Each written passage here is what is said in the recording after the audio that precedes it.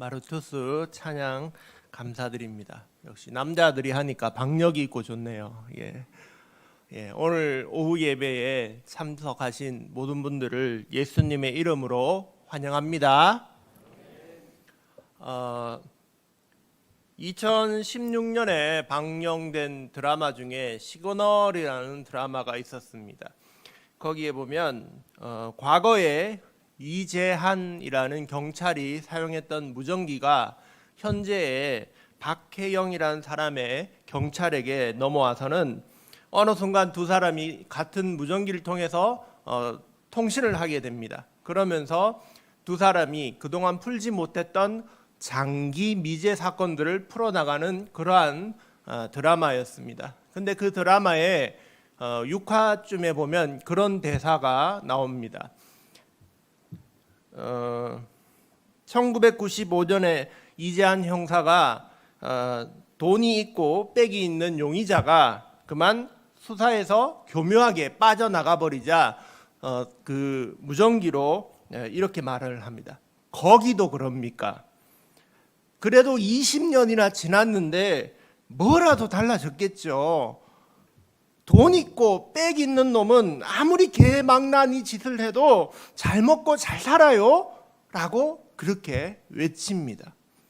20년이 지났으면 바뀌었을까요? 그렇지 않은 것 같습니다. 아직도 그렇습니다. 왜 그런 세상일까요? 성경은 우리에게 이렇게 말씀하십니다. 이 모든 것들이 죄 때문이다. 우리가 죄 아래에 있다라고 말씀합니다.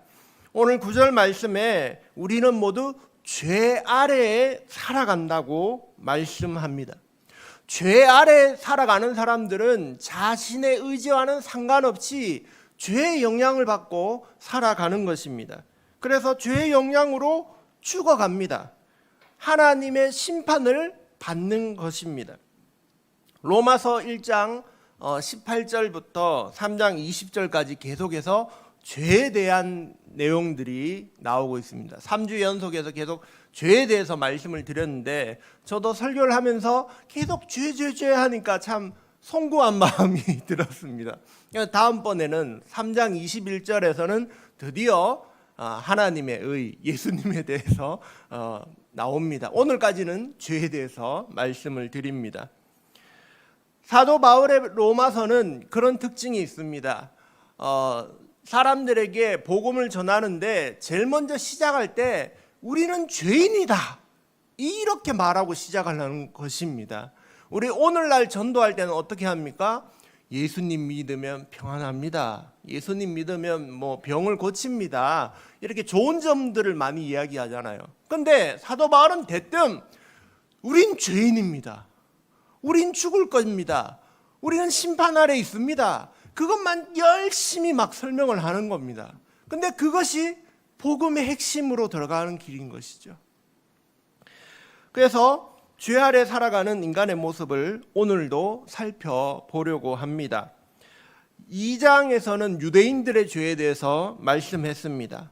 2장 후반부에 우리가 다루지 않은 그 부분에서는 유대인들이 우리는 그래도 율법을 가지고 있어, 다른 점이 있어, 그렇게 얘기하는 것을 사도 바울이 또 너희가 율법은 가지고 있지만 안 지키지 않느냐, 위선적으로 살아간다라고 그들을 책망합니다. 또 우리는 할례를 받았어, 그렇게 얘기할 때 너희가 할례를 받았지만 하나님의 말씀 그 언약을 안 지키고 살지 않느냐, 그러면서 그 할례에 대해서도 철저하게 무너뜨리며 말을 합니다. 그 모든 죄에 대한 이야기의 결론이 오늘 3장 9절에 그러면 어떠하냐, 우리가 나으냐?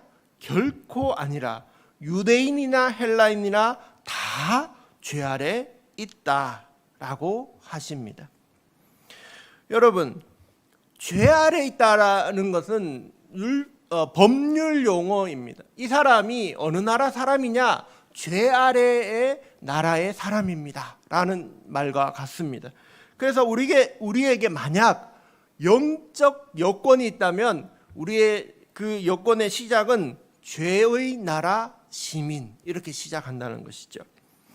이방인도 죄인이고 하나님의 말씀을 받았다는 율법을 받았다는 유대인도 죄인이고 모두 죄 아래 있다는 것입니다. 어떤 사람은 죄를 물론 조금 지은 사람이 있을 것입니다.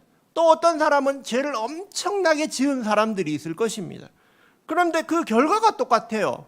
모두 다 하나님의 심판을 받고 죽음, 사망에 이른다는 것입니다. 이것은 마치 무엇과 같냐면 여기 우리나라 한국에서 저기 멀리 미국까지 수영대회를 벌립니다. 3명이 수영대회에 참가해서 수영을 하는데 첫 사람은 열심히 수영하고 가다가 우리나라 연안을 못 벗어나서 그만 물에 빠져 죽습니다. 두 번째 사람은 좀 더 열심히 합니다. 그래서 일본 가까이 가서 수영을 하다가 그만 물에 빠져 죽죠. 근데 세 번째 사람은 더 열심히 합니다. 열심히 가다가 하와이도 못 가서 물에 빠져 죽는 것입니다. 그러면 어떻습니까? 누가 조금 더 멀리 갔느냐는 틀리겠지만 결과는 똑같습니다. 결과는 똑같습니다. 결국 다 사망에 이른다는 것입니다. 우리가 볼 때는 저 사람은 죄가 많고 저 사람은 죄가 없고 이런 것 같아서 차이가 있겠구나 싶지만 결코 그렇지 않습니다. 죄의 삭은 사망입니다.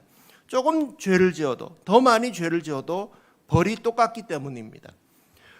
그래서 성경의 복음을 가르치는 방법은 죄인임을 먼저 깨닫는 것입니다. 내가 죄인이구나, 우리가 죄인이구나 라는 것을 깨달을 때 그 다음에 하나님의 말씀이 우리에게 들려오기 시작합니다.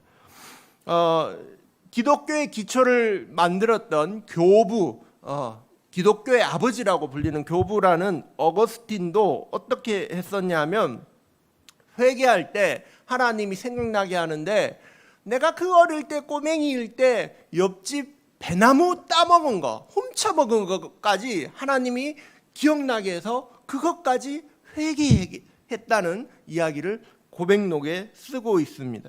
하나님을 만나면 어떻게 되냐? 먼저는 내가 죄인이구나 라는 걸 깨닫게 되는 것입니다. 베드로도 마찬가지였습니다. 베드로가 물고기를 못 잡을 때 예수님이 오셔서 좀 잡았어? 아니요, 못 잡았습니다. 그러면 깊은 곳에 가서 그물을 던져보시오. 그 말을 듣고 베드로가 다시 한번 나가서 그물을 던집니다. 그런데 이게 웬걸 그물이 찢어지게 많이 잡히지 않습니까? 물고기를 못 잡던 어부가 물고기를 많이 잡으면 뭐 해야 됩니까? 기뻐해야죠. 야, 많이 잡았다, 신난다 이래야 되는데 베드로의 반응은 누가복음에 보면 이렇게 돼 있습니다. 예수님 발 앞에 와서 무릎 꿇고 주여, 나는 죄인입니다.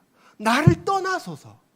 예수님을 진짜로 인격적으로 만난 사람, 하나님을 믿기 시작하는 사람은 그 첫 시작이 내가 죄인이구나 라는 것으로 시작한다는 것입니다. 그래서 로마서는 계속 우리에게 죄인에 대해서 말씀하십니다. 그러면 죄인이면 우리가 어떤 영향이 있는가? 그것이 오늘 3장 10절부터 18절까지 죄의 영향에 대해서 7가지가 등장합니다. 첫 번째, 우리의 법적인 상태입니다. 10절에 보면 의인은 없나니. 죄인인 사람은 어떤 사람이냐?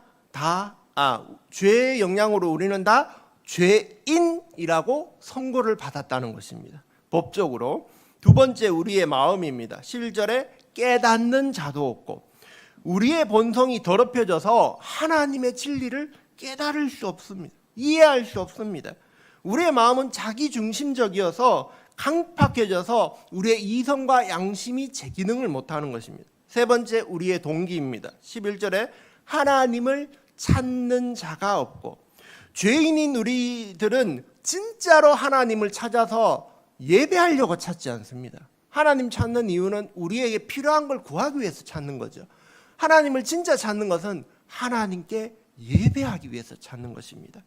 네 번째 죄의 영향은 우리의 의지입니다. 다 12절에 다 치우쳐. 사람들이 경향이 치우쳐져 있다는 것입니다. 이것은 이사야서 53장 6절에 말하는 우리는 다 양 같아서 그릇 행하여 각기 제 길로 갔다라는 말과 같습니다. 우리는 다 뿔뿔이 흩어져서 그렇게 가는 것입니다. 또 다섯 번째 죄의 영향은 우리의 입술에 미칩니다. 13절 14절에 보면 목구멍이 열린 무덤이라고 합니다. 그 혀로는 속임을 일삼으며 입술에 독사의 독이 있고 그 입에 저주와 악독이 가득하도다. 우리는 죄의 영향으로 입을 열면 거짓을 말하고 남을 해치는 말을 한다는 것입니다. 다 죄의 영향입니다. 또 우리가 어떤 상태와 같냐 하면 우리의 속은 마치 시체가 썩어 있는 무덤과 같아서 우리의 입이 열리면 시체 썩는 냄새, 썩은 내가 나는 그러한 썩은 무덤과 같은 상태와 같다고 성경은 말씀합니다. 또 여섯 번째, 죄는 우리의 관계에 영향을 미칩니다. 15에서 17절에 보면 피를 흘리는데 빠른지라 죄로 인해 우리의 관계는 서로 피 흘리는 관계가 되었습니다. 서로 사랑하는 관계가 아니라 파멸하고 고생하며 평강이 없는 그러한 관계가 되었습니다. 마지막으로 일곱 번째, 죄의 영향으로 하나님과 우리의 관계는 18절에 보면 그들의 눈앞에 하나님을 두려워함이 없다라고 되어 있습니다. 하나님을 몰라보는 거예요. 죄의 영향으로 하나님과의 관계가 깨어진 것이죠. 죄는 이렇게 철저하게 우리를 파괴합니다. 한 번씩 TV를 보면 그런 광고 방송을 보지 않습니까? 여러분이 뭐 한 2만 원만 한 달에 내기만 하면 아프리카에 있는 아이들에게 밥을 주고 뭐 영양가 있는 것을 줘서 도와줄 수 있습니다. 뭐 그 여러 가지 단체가 막 많이 나오죠. 근데 그걸 보면서 한 번쯤은 이런 생각이 들지 않습니까? 지금까지 수많은 단체들이 아프리카에 그렇게 도와주고 했는데 아프리카는 왜 아직도 굶어 죽어가는 아이들이 있을까? 그런 생각을 한 번쯤은 해보시지 않았습니까? 그것도 이유는 간단합니다. 죄 때문입니다. 우리가 열심히 도와주고 우리가 열심히 돈을 모아서 먹을 것도 보내주고 하지만 그 중간중간에 관리들이 정치적으로 사회적으로 타락하고 범죄하였기 때문에 그것을 다 빼내가는 것입니다. 그것이 온전히 다 전달되지 못하는 것입니다. 아무리 좋은 것을 보내줘도 아이들까지 가는 것은 소량에 불과한 것이지요. 제가 대학생 때 한 선배님이 아프리카 선교사로 가셨어요. 그래서 그분이 FH 국제 기아대책 본부에서 파송돼서 선교사로 가시는데, 그래서 교회에서 어떤 일을 했냐면 그 아프리카로 이 선교사님에게 물품을 보내주자 이런 일이 있었어요. 그래서 컨테이너가 커다란 게 교회 마당에 들어오고 사람들이 옷가지랑 뭐 이런 여러 가지들을 모아서 거기에 막 담는 거예요. 그래서 여러 가지 물건을 담을 때 근데 어른들이 이렇게 얘기합니다. 중요한 거는 가장 안쪽에 놔두고 숨겨둬야 되고, 그리고 이렇게 짐을 다 쌌고 옷가지 이런 허름한 것들은 바깥쪽에 놔둬야 된다. 왜 그러냐 하면 이 컨테이너가 거기 아프리카에 갈 때까지 어떤 일을 겪냐하면 아프리카에 도착하면 그 세관이 검사하는데 세관이 열어보고는 뭐 좀 좋겠다 싶은 거 하면 가져가는 거예요. 예. 그러니까 을에 그렇게 가져가고 뇌물을 줘야 되니까 허름한 걸 제일 밖에 놔두고 좋은 거 진짜 괜찮은 건 저기 안쪽에 놔둔다는 거예요. 세상이 왜 그렇습니까? 다 죄 때문이라는 말. 세상이 못 사는 것, 굶어 죽어가는 것, 아파하는 것, 결국은 우리의 죄 때문에 그렇다고 말씀합니다. 결론으로 오늘 찬양 가사를 하나 읽어 드리려고 합니다. 최근에 제가 들은 찬양 중에 마커스 워십의 거친 길 위를 걸어가도라는 찬양이 있습니다. 모든 것 아시는 주님, 나의 마음의 연약함 보시고 부족한 그 모습대로 주님 마음에 새겨주시네. 주님께 토로한 마음 하나하나 헤아려 주시니 그 마음 그 아픔을 주님 손으로 품어주시네. 거친 길 위를 걸어갈 때도 험한 산이 앞을 막아도 빛 대신 주님의 두 손이 나를 붙드네. 주의 마음이 닿는 내 삶의 점인 슬픔을 씻으시는 주님을 찬양 주 이름을 찬양하네. 이런 찬양 가사입니다. 제가 이 찬양을 들으면서 죄에 대한 이 설교의 어떤 결론으로 마무리를 해야 되나 하고 생각할 때 우리 주님은 이러한 죄로 인하여 아파하고 슬퍼하는 우리들을 아신다는 것입니다. 우리가 이 죄 가운데서 고생하고 어려움을 겪는 이 모습을 우리 주님은 너무나 잘 아신다는 것입니다. 요나서의 말씀을 제가 수요일 날 한번 설교를 드렸는데 그 책을 통해서 제가 이런 모습들을 보았습니다. 요나가 하나님의 말씀을 불순종하고 나갔을 때는 불순종의 죄를 지은 거고, 요나서 1장의 요나는, 그리고 요나서 4장의 요나는 순종해서 복음의 말씀을 선포했는데 그 사람들이 망하나 안 망하나, 니느웨가 망하는지 안 망하는지 그걸 지켜본다고 밖에서 정죄하는 죄를 짓는 4장의 요나는 그러한 요나의 모습을 보게 되었습니다. 로마서에 나오는 1장의 죄와 2장의 죄를 요나가 다 짓고 있는 것이지요. 그런데 그 모습 속에서 제가 발견한 것은 무엇이었냐 하면, 이러한 장면에서 하나님이 요나를 가만히 두고 그 요나에게 여러 가지 일을 겪게 하시면서 하나하나 설명해 주시는 거예요. 요나야 봐라. 너는 이걸 어떻게 생각하느냐 보라면서 설명하시면서 설득하시는 거예요. 누가복음 15장에서도 탕자의 비유에서 하나님으로 되어지는 아버지가 첫째 아들이 화를 냅니다. 아버지, 어떻게 그 아버지의 재산을 허랑방탕하게 쓰고 창기와 함께 말아먹은 이 아들을 위하여 잔치를 베풀어 주실 수 있습니까? 막 화를 냅니다. 그러자 아버지가 가서 설득을 합니다. 아버지가 가서 야 이놈아 그냥 당장 들어와 이렇게 말하지 않는 거예요.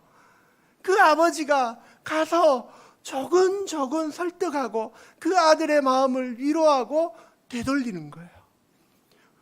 정죄의 죄를 지은 아들이지만 하나님은 그들에게 다시 말씀하시면서 되돌아오라고 말씀하시는 거예요. 아들아 봐라, 내 둘째 아들은 집을 나갔다가 들어왔고 죽었다가 살아났지 않냐.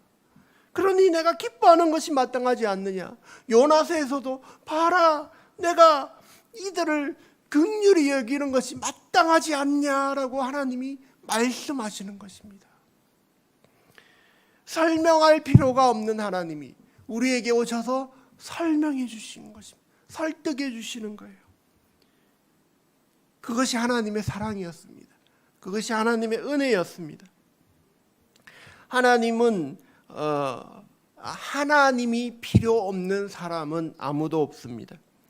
우리가 얼마나 죄인인지를 우리가 깨닫게 될 때 우리는 우리에게 찾아오신 예수님께 감사하게 됩니다. 이제 또 우리에게 찾아오셔서 우리를 설득하시는 그 하나님의 은혜를 받아들이십시오. 그 하나님을 기뻐하며 찬양하는 저와 여러분이 되시기를 예수님의 이름으로 축복합니다. 기도하시겠습니다. 하나님, 우리들은 얼마나 우리가 죄인인지 잘 모릅니다. 느끼지 못했습니다. 이제 우리가 정말 죄인임을 깨닫게 하여 주시옵소서. 하나님이 얼마나 우리를 사랑하시는지 알게 하여 주시옵소서. 감사드리며 모든 말씀 예수님 이름으로 기도합니다. 아멘.